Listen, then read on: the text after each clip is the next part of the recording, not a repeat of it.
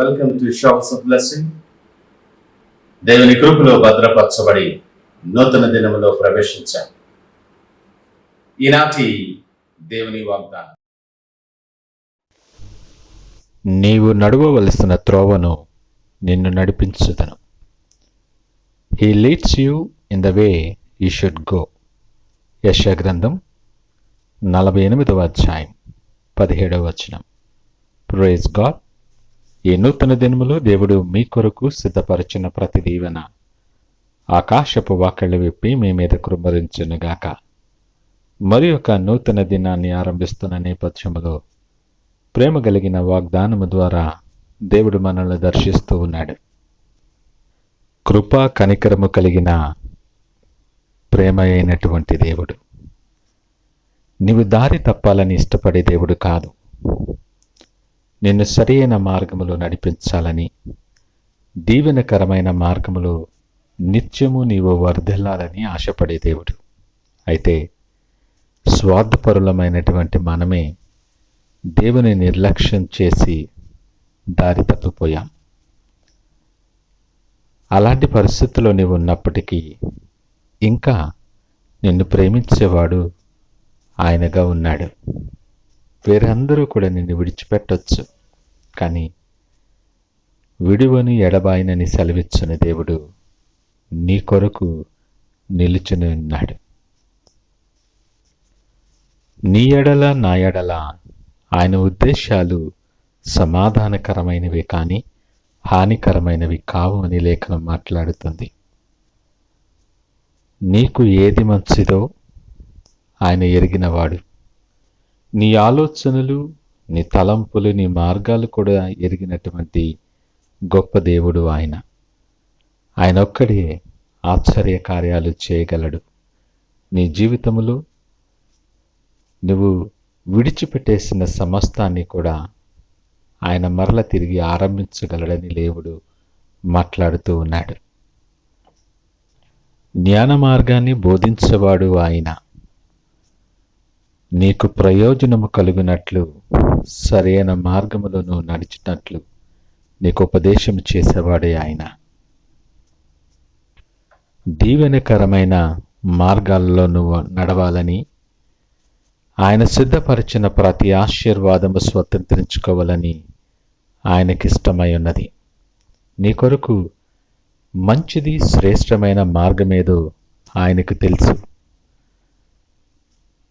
ఆయన నడిపించాలని, నీ చేయి పట్టి నడిపించాలని ఆయన ఇష్టపడుతూ ఉన్నాడు. ఆయన నిత్యము నడిపించువాడు, నీ చేయి పట్టుకుని మరి నడిపించేవాడు. అయితే అనేక సార్లు మనకున్నటువంటి ఆ టెన్షన్స్ వల్ల, మనకున్న అనేక సమస్యల వలన, అనేకమైనటువంటి పోరాటములు పోరాడుతున్న నేపథ్యము వలన తెలియకుండానే మనకు మనమే ఆయన చేతిలోండి మన చేతిని తీసేసుకుంటాం. కానీ నిన్ను ప్రేమించే దేవుడు, నీ పక్షమున యుద్ధము చేయువాడు, నీతో నిలుచుండి నీ శత్రువుతో యుద్ధము చేసి నీకు సమాధానం అనుగ్రహించువాడు ఆయన. నీ కొరకు ఆయన సిద్ధపరిచిన మార్గం చాలా క్షేమకరమని గ్రహించాలి. నీ క్షేమము నది వలెను, నీ నీతి సముద్ర తరంగముల వలె ఉంటుందని లేఖనం మాట్లాడుతుంది. ఆయనకు వేరుగా ఉండి మనమేమీ చేయలేం. నువ్వెంత జ్ఞానివైనా మనుషుల జ్ఞానం ఆయన దృష్టికి వెర్రితనముగా ఉంది. సర్వోన్నతుడైనటువంటి దేవుడు, మహాజ్ఞాని అయినటువంటి దేవుడు ఈ ఉదయకాలము నీతో మాట్లాడుతున్నాడు. ఏది నీకు క్షేమకరమో, ఏది నీకు ఆశీర్వాదకరమో ఆ మార్గము ఎరిగిన దేవుడు నీవు నడువవలసిన త్రోవను ఆయన నడిపిస్తాడు. నువ్వు ఒంటరివి కాదు సుమా, నీ యేసయ్య నీతో పాటు ఎప్పుడూ ఉన్నాడు.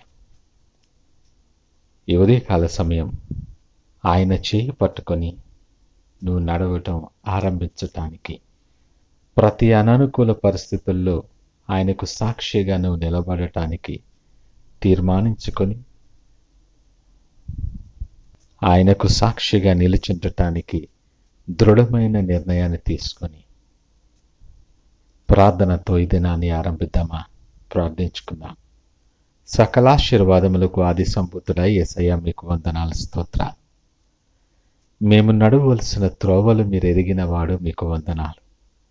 అనేకమైన మార్గాలు మా జీవితంలో ఉన్నప్పటికీ మాకు ఏది మేలైనదో ఆ మార్గము గుండా నువ్వు నడిపించేవాడు, నీకు వందనాలు, స్తోత్రాలు.